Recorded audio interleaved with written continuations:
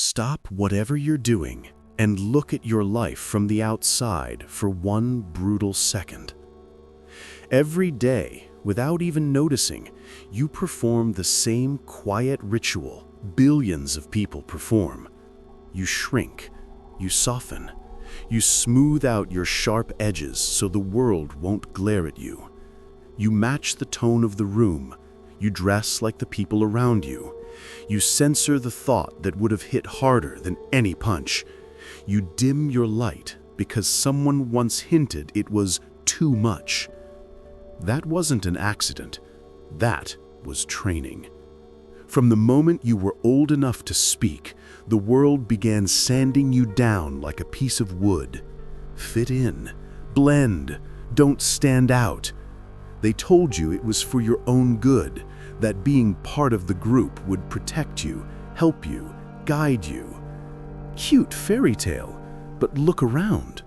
The men who spent their whole lives blending in are the ones nobody remembers. The ones who played safe, followed the script, acted just normal enough, they disappear before they even die. Fitting in doesn't keep you safe. Fitting in keeps you powerless.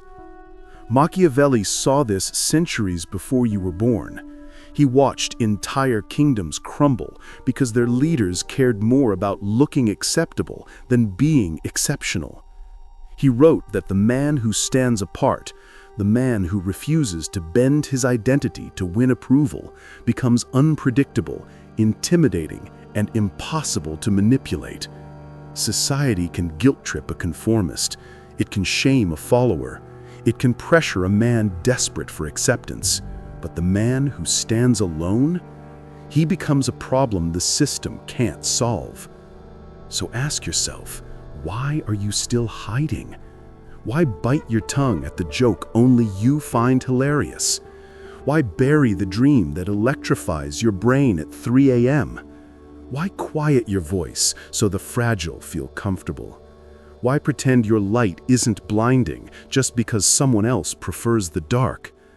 Because fitting in is easy, and easy always leads to average.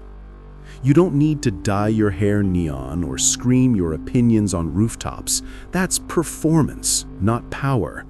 Real power is quiet. Real individuality doesn't need applause. It just needs permission from you, not the world. Wear what you like. Say what you mean. Let people stare. Let them whisper. The crowd mocks what it secretly fears, and nothing terrifies a crowd more than the man who refuses to beg for a seat at their table. You weren't born to be wallpaper. You were born to shift the atmosphere when you walk in. Drop this affirmation in the comments. I stand apart. Since childhood, they drilled it into you like a holy commandment. Always tell the truth. They made honesty sound like a halo, the sign of a pure heart, a good man, a righteous soul. But here's the dark reality they never dared to say out loud. Pure honesty doesn't make you respected. It makes you exposed, predictable, vulnerable, easy to corner. Honesty, when used blindly, is not a virtue. It is a liability. The man who reveals everything is the man everyone can control. He tells his dreams before he protects them. He shares his fears before he understands them. He explains his intentions before they're ready to stand on their own legs. And society consumes all of it. People don't treasure your truth. They store it like ammunition. Tell someone your weakness, and they'll pretend to care, right until the moment it benefits them to use it against you. Tell someone your plans, and they'll smile, then quietly position themselves in front of you. Tell someone your insecurities, and watch how subtly they shift the way they speak to you, the way they look at you, the way they categorize you. The world doesn't reward radical honesty. The world rewards strategic honesty. Machiavelli knew this better than anyone. He wrote that a ruler must appear honest, but never reveal all his intentions. Not because honesty is evil, but because full transparency makes you a puppet with visible strings. When people know your entire blueprint, they can tear it apart before you've built anything. Power is not in what you say. Power is in what you choose not to say. A strong man isn't loud. He isn't over-explaining. He's selective, intentional, controlled. He shares pieces, never the whole picture. He speaks with purpose, not impulse. He reveals what reinforces his position, never what weakens it. He understands a dangerous truth. Mystery creates gravity. The less they know, the more they want to know. The more they want to know, the more control you hold. Your mind is not a public diary. Your emotions are not community property. Your dreams are not for casual conversation. Silence is not emptiness. Silence is leverage. So from now on, before you speak, ask yourself, does this strengthen me? Does this reveal unnecessary weakness? Does this increase someone else's power over me? If the answer isn't crystal clear, stay silent. Drop this affirmation in the comments. My silence is power. You've been fed the same polite poison your entire life. Be humble. Don't brag. Don't show off. Don't make people uncomfortable. On the surface, it sounds noble. It sounds spiritual. It sounds morally pure. But peel back the sugarcoating and you find the real purpose behind that message. Excess humility keeps you small enough for others to manage. Society doesn't preach humility to protect your soul. It preaches humility to protect its comfort. Because the moment you stand tall, the moment you acknowledge your abilities without apology, the moment you carry yourself like you know exactly what you bring to the table, people get nervous. Your confidence shines a bright light on their insecurities. Your progress exposes their stagnation. Your strength forces them to confront their own weakness. So what do? They weaponize humility. Don't be arrogant. Who do you think you are? Stay grounded. Tone it down. What they really mean is, stop growing so fast, it scares me. Here's the truth most people will never admit. Humility, when abused, is nothing but self-erasing. You shrink your voice, you downplay your talents, you pretend your achievements are nothing, and you soften your presence so you don't disrupt the fragile peace other people built around their own limitations. And what does that get you? Invisible, ignored, underestimated. You don't earn respect by pretending to be less. You earn respect by owning exactly who you are. Machiavelli understood this deeply. He wrote that a leader must maintain the appearance of virtue but never sacrifice his strategic advantage. Meaning, you can be humble in demeanor, but never in identity, never in self-worth, never in the recognition of your own power. Real humility is not pretending you're weak. Real humility is knowing your strength and not needing to scream it. You don't have to brag.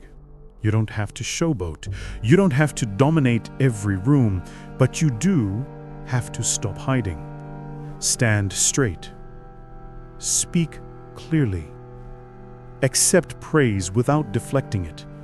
Acknowledge your skills without guilt. Stop apologizing for your ambition. Stop shrinking your presence so others feel taller, because here's the Machiavellian truth. People can only undervalue you when you undervalue yourself first. Once you begin owning your worth, the world is forced to recalculate how it treats you. Drop this affirmation in the comments. I own my worth. One of the greatest sources of weakness in modern men is this hypnotic urge to justify everything they do. You explain your decisions, your goals, your boundaries, your preferences, as if the world signed your birth certificate and now deserves a full report every time you move. But here's the truth you've never been told plainly. Every explanation you give lowers your value. When you explain yourself, you're asking for permission. When you justify yourself, you're pleading for approval. When you over-explain, you're signaling uncertainty, even when you're right. People hear your words, but they're listening for something else. Is this man firm, or is he seeking validation? And the second they sense that validation hunger, they know exactly how to control you. They pull back a little affection, raise an eyebrow, question your choice, and suddenly you're bending yourself into emotional origami to win back their acceptance. Machiavelli warned rulers about this centuries ago. A leader who constantly explains his actions invites doubt. A leader who moves with confidence inspires obedience. Powerful men don't narrate their decisions, they execute them. Not because they're stubborn, not because they don't care, but because they understand a principle weak men never grasp. When your actions stand on their own, you don't need speeches. Look at the men people follow, not the celebrities, not the influencers, but the real leaders you know in your personal life. They don't flood the room with justifications. They don't give long monologues about why they chose a path. They make a decision, communicate it simply, and then stand behind it without flinching. That's authority. That's presence. That's strength. Explanations dilute your power. Silence concentrates it. Next time someone demands an explanation you don't owe, try this. I've made my decision. This works for me. I'm not discussing it. I prefer it this way. Short, clean, final. You'll feel uncomfortable the first time because you've been conditioned to apologize for existing. But watch how quickly people adjust when they realize you don't dance for approval anymore. You don't owe the world a PowerPoint presentation on your choices. You owe yourself the dignity of standing firm without trembling. Drop this affirmation in the comments. I don't. Explain. I decide. Most men don't live their lives. They wait for them. They wait for a green light. They wait for approval. They wait for someone to nod, smile, or say, "Go ahead." And while they wait, their power leaks out of them like water from a cracked cup. You don't notice it happening because you were trained to believe permission is noble. Teachers, parents, bosses, they conditioned you to pause before every move. Can I do this? Is this okay? Does this bother anyone? That habit followed you into adulthood like a shadow you didn't ask for. But here's the truth that polite society will never print on motivational posters. A man who constantly seeks permission is announcing that someone else owns his authority. You will never rise above the level of the people you're waiting approval from. If you need their blessing, you are beneath them. Psychologically, emotionally, strategically. Machiavelli understood this with surgical clarity. A leader, he said, must trust his own judgment more than the comfort of the crowd. Because the moment a ruler waits for permission, he becomes a servant. And servants don't make history. Let's be clear, this rule isn't about recklessness. It's about independence. You don't need permission to change your life. You don't need permission to reinvent yourself. You don't need permission to say no, to walk away, to try something new, or to choose what aligns with your path. Waiting for approval is the psychological version of kneeling. And here is the darkest part. People treat you based on what you signal.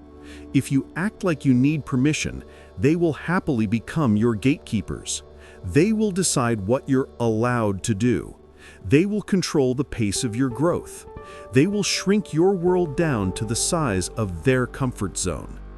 So here is the shift. Stop waiting. Start acting. If something matters to you, move. If you want something, pursue it. If a decision feels right, make it. If a direction calls you, follow it. Say less, do more. People may be shocked at first. They may resist. They may question your sudden autonomy. Good. That means the chains you didn't realize you were wearing have started to break. Great men don't ask for seats. They walk in and claim the ground beneath them. Drop this affirmation in the comments. I take action without permission. One of the most dangerous habits a man can have is being too available, too reachable, too easy to contact, interrupt, question, or pull in a dozen different directions. You think openness makes you friendly. You think constant availability makes you dependable. You think accessibility is kindness. But in power dynamics, in real life, constant access equals zero value. People do not respect what is always within reach. They respect what is scarce, what requires effort, what has boundaries. Look at how people treat limited resources, diamonds, gold, VIP seats, high-level mentors, elite specialists. They fight for access. They prepare. They show up differently. They put in effort. Now look at how people treat what's always available. Free samples, open doors, men who answer instantly and say yes to everything. Unlimited access breeds casual disrespect. Machiavelli understood this deeply. He warned rulers to manage their presence with precision, appearing enough to maintain authority, but never so much that their presence became ordinary. Familiarity doesn't just breed contempt, it breeds invisibility. And that's what happens when everyone can reach you. You fade into the background of their priorities. So here's the brutal truth. If you want to be valued, you must become selective. Not everyone deserves front row seats to your life. Stop replying immediately to people who wouldn't cross a street for you. Stop saying yes just because it's easier than saying no. Stop allowing coworkers, acquaintances, or even family members to drain your time and mental bandwidth by default. Your time is your throne. Your attention is your currency. Your presence is your leverage. When you give it away freely, you're telling the world you don't value yourself, so why should they? Here's what powerful men do differently. They create access tiers. They make people earn proximity. They communicate boundaries without apology. They protect their schedule like a fortress. They give energy strategically, never out of guilt. From now on, practice controlled availability. Take your time to respond. Leave messages unread until you're ready. Say, I'm not free. Say, that won't work for me. Say no without a paragraph attached. The moment you stop being universally reachable is the moment people start treating your time like it matters, because for the first time, it does. Drop this affirmation in the comments. My access is earned, not given. One of the most exhausting, dignity-killing habits men develop is the instinct to chase, to pursue attention, to fight for scraps of validation, to prove their worth to people who barely acknowledge their existence. You call it loyalty. You call it effort. You call it persistence. But the brutal truth? It's self-abandonment dressed as devotion. You weren't born with this instinct. You were conditioned into it. Conditioned to believe that if someone pulls away, you must run after them. That if someone is distant, you must close the gap. that if someone is indifferent, you must earn their affection like a starving dog begging for a bone. But Machiavelli understood the psychology of power far too well. The more you chase, the faster people run. The more you pursue, the cheaper you become. Human nature is wired for this.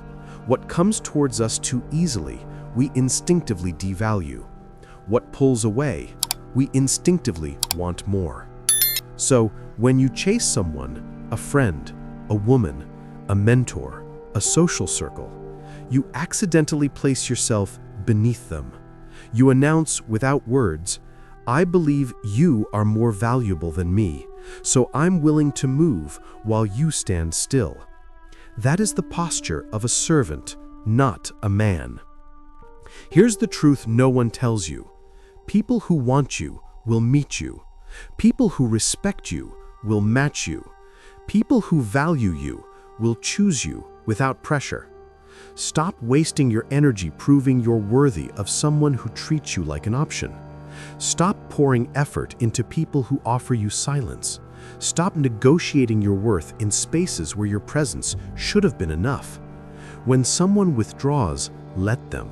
When someone shows disinterest, accept it. When someone takes you for granted, remove your energy. When someone stops choosing you, choose yourself. Your absence is a stronger statement than any argument you could make. The moment you stop chasing, the power dynamic flips. You reclaim your dignity. You reclaim your gravity. You reclaim the frame of the relationship. Because here's the Machiavellian law. He who needs the least controls the dynamic the most. Let people feel what life is like without you. Let them feel the silence where your presence once was. Let them realize access to you was a privilege, not a guarantee. Drop this affirmation in the comments. I don't chase, I attract by standing firm. There's a special kind of exhaustion that comes from arguing with people who aren't interested in clarity, only victory. People who don't want understanding, only dominance. People who don't care about truth, only validation of what they already believe. And yet, most men fall into this trap daily. You defend yourself. You justify your decisions. You debate small minds. You try to persuade the unpersuadable. But here's the Machiavellian reality. You cannot win a war where the enemy is fighting for ego instead of accuracy. Arguments with these kinds of people aren't intellectual exchanges. They're emotional battlegrounds. They don't listen to what you're saying. They wait for you to stop talking so they can reload. They twist words. They deflect. They escalate. They bait you into reacting so they can feel momentarily superior. And every second you spend engaging them, you drain your power. You lower your status. You put yourself on equal footing with someone who isn't even playing the same game. Machiavelli wrote that a wise ruler chooses his battles with precision, not out of emotion, but out of strategy. He understood that argument is a resource, and resources must be invested where they produce results. So, let's be brutally clear. Do not argue with people committed to misunderstanding you. People who want a reaction, not a resolution. People whose identity depends on being right. People who confuse loudness with logic. People who debate from emotion, not reason. People who twist facts to protect their insecurities. Trying to convince these people is like trying to teach a stone to bleed. Instead, adopt the mindset of a man who understands his time is a throne. When someone argues in bad faith, withdraw. When someone twists your words, go silent. When someone wants chaos, don't provide the fuel. When someone seeks dominance through debate, deny them the battlefield. Silence in these moments is not surrender. Silence is superiority. You don't prove intelligence by winning pointless debates. You prove intelligence by refusing to participate in them. Let your results speak. Let your actions clarify. Let your progress dissolve their arguments without you saying a word. Because here's the law: a man who speaks less forces the world to listen more. Drop this affirmation in the comments. I refuse to argue with the unwilling. Most men aren't defeated by huge tragedies. They're defeated by tiny, constant leaks of energy. The endless distractions, the meaningless obligations, the pointless conversations, the emotional noise, the petty conflicts, the empty entertainment, the habits that comfort you while quietly destroying you. You think you're tired, but you're not tired. You're scattered. Your power isn't gone. It's diluted. Every notification you check, every argument you entertain, every hour you scroll, every task you say yes to out of guilt, it chips away at the sharpness you could have had. And here's the uncomfortable truth: your future is shaped less by what you do than by what you stop doing.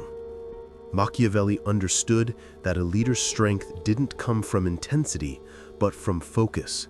A ruler who tried to solve every problem became overwhelmed. A ruler who invested his energy only in what mattered became unstoppable. Apply that to your life. There are things you're doing right now that are quietly killing your momentum. Not dramatically, subtly. You know exactly what they are. That friend who drains you with negativity, that habit that eats your time, that routine that keeps you stagnant, that temporary break that turned into lifestyle escapism, that comfort zone disguised as peace. Here's the truth most men never face. Your life won't level up until your standards do. Cutting off distractions isn't discipline, it's self-respect. Protecting your energy isn't selfish, it's strategic. Refusing to engage in draining situations isn't cold, it's necessary. Powerful men operate differently. They don't answer every message. They don't attend every event. They don't respond to every emotion. They don't absorb every piece of noise around them. They allocate energy like an investor, not a gambler. From now on, filter everything through a single question. Does this move me forward or hold me back? If it moves you forward, commit. If it holds you back, cut it loose. Not slowly, not politely, decisively. You'll lose some people. You'll lose some routines. You'll lose some comforts. But what you gain? Clarity, strength, momentum, and a version of yourself you haven't met yet. Drop this affirmation in the comments. My energy goes only where my future grows. Since the moment you could walk, society has whispered in your ear, be careful. Don't take risks. Stay realistic. Play it safe. They paint caution as wisdom, prudence as virtue. But here is the brutal, unfiltered truth. Playing it safe is the fastest route to irrelevance. Safety preserves nothing but mediocrity.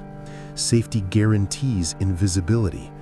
Safety keeps you small, replaceable, and easily forgotten. The world doesn't reward the cautious. It rewards the bold, the audacious, the ones who step into the unknown when everyone else trembles. Machiavelli understood this instinctively. Fortune, he wrote, favors the bold, not the timid. Opportunity waits for no one. Hesitation ensures loss. A man who avoids risk is a man whose story will be told by others, at best in footnotes if he's remembered at all. Risk is not recklessness. Risk is calculated. Risk is foresight plus action. Risk is the decision to step forward when others retreat, to claim what everyone else fears to touch, to act while the crowd is paralyzed. Look at history. The most influential men, the ones still studied centuries later, were not safe players. They dared. They moved first. They acted with decisiveness. They embraced uncertainty with preparation, and by doing so, they became untouchable, unstoppable, unforgettable. Meanwhile, those who played safe, they became shadows, names lost to time, ideas forgotten, opportunities vanished. Safety is comfort. Risk is power. Safety protects your past. Risk builds your future. From this moment, redefine what courage means. Move when the hesitant pause. Speak when the silent wait. Act when others fear the consequences. Step into storms that others avoid. Seize the opportunities that others leave behind. Calculated risk becomes reputation. Calculated risk becomes respect. Calculated risk becomes authority. Machiavelli's message is clear. He who hesitates loses control of his destiny. He who dares shapes the world. Stop waiting for permission. Stop playing it safe. Stop shrinking in the shadows. Step boldly. Act decisively. Take what aligns with your purpose. Build what others say is impossible. Move while they wait. Speak while they silence themselves. Decide while they hesitate. Drop this affirmation in the comments. I dare to act. Because from now on, the rules society fed you to keep you small, nice, humble, patient, safe, no longer apply. You move with strategy, with presence, with purpose. You are no longer invisible. You are untouchable. You are respected. And the world will notice.